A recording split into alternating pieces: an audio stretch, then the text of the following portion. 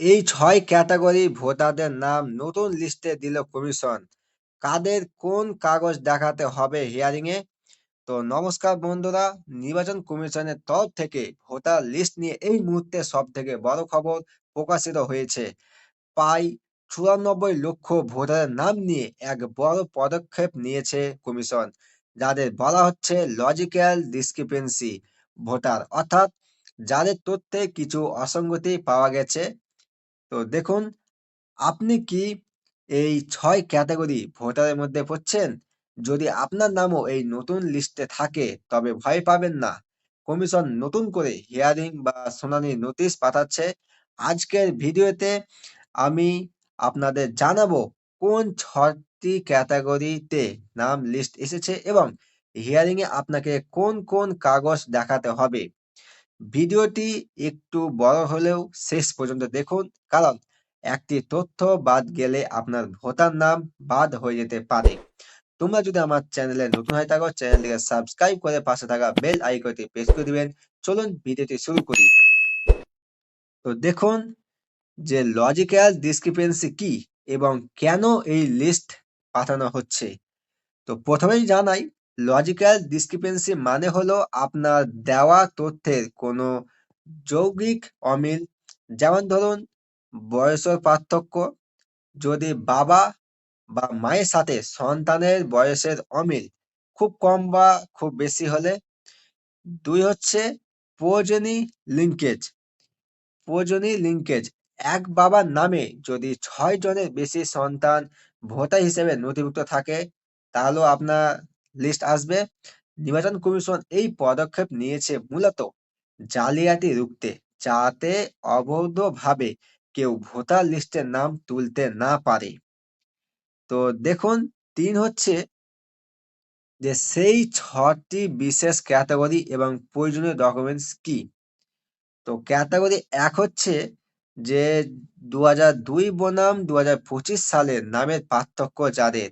যদি আপনার নাম ২০০২ সালের ভোটার লিস্টে ছিল কিন্তু ২০২৫ সালের লিস্টে আপনার নামের বানানে বড় কোনো পার্থক্য থাকে তাহলে আপনার নামে লিস্ট আসবে।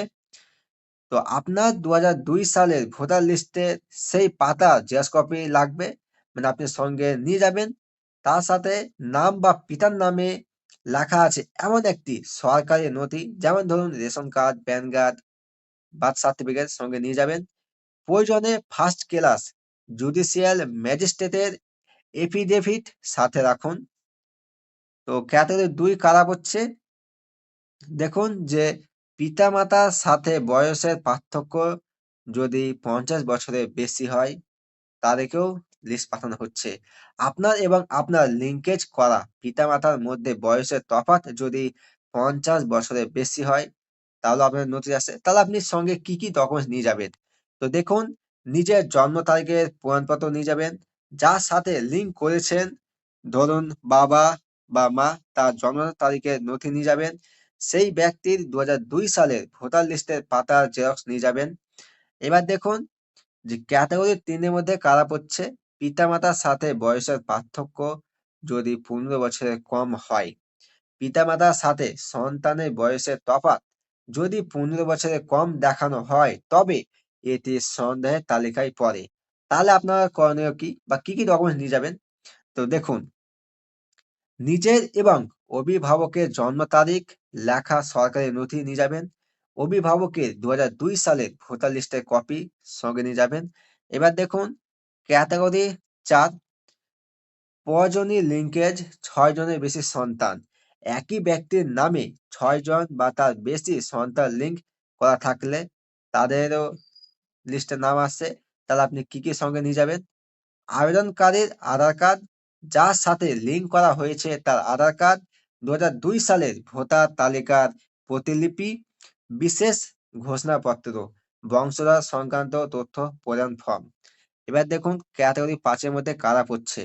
২০২৫ বনাম ২০০২ এর বাবার নামের অমিল। ২০২৫ এর লিস্টে বাবার নামের সাথে ২০০২ এর লিস্টে বাবার নামের মিল না থাকলে তাহলে আপনি কি, কি নিয়ে যাবেন? তো দেখুন, আবেদনকারীর নিজের আধার কার্ড বাবার 2002 সালের ভোটার লিস্টের জেরক্স কপি সঙ্গে নিয়ে যাবেন। এবার দেখুন ক্যাটাগরি 6 এর মধ্যে কারা পড়ছে। প্রোজি লিঙ্কেজের নামের বড় পরিবর্তন।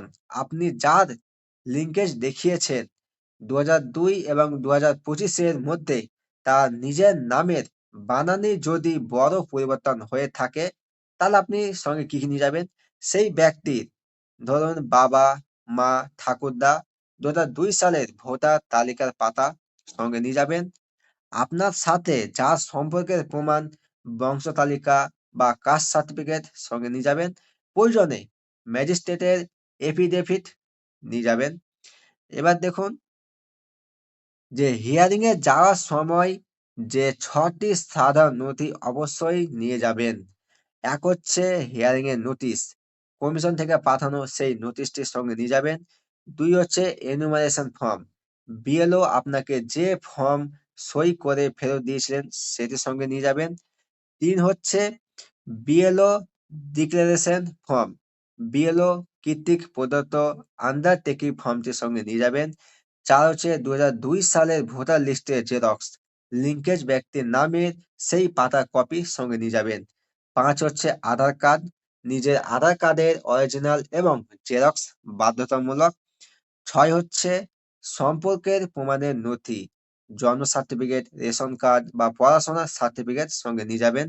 তো বন্ধুরা, আপনার এলাকার পঞ্চায়েত অফিস, ওয়ার্ড অফিস বা ব্লক অফিসে ইতিমধ্যেই এই নতুন লিস্ট পৌঁছে গেছে। আপনারা আগামীকালই গিয়ে চেক করুন আপনার নাম এই লিস্টে আছে কিনা। নাম থাকলে 10 দিনের মধ্যেই ভেরিফিকেশন করিয়ে নিন, তাহলেই আপনার নাম ফাইনাল লিস্টে থেকে যাবে। আশা করি এই তথ্য আপনাদের উপকারে আসবে। ভিডিওটি ভালো লাগলে লাইক করুন এবং বন্ধুদের সাথে শেয়ার করে তাদেরও সতর্ক করুন। নতুন হয়ে থাকলে চ্যানেলটি সাবস্ক্রাইব করতে ভুলবেন না। দেখা হচ্ছে পরের ভিডিওতে। ততক্ষণ আপনারা সুস্থ থাকুন, ভালো থাকুন।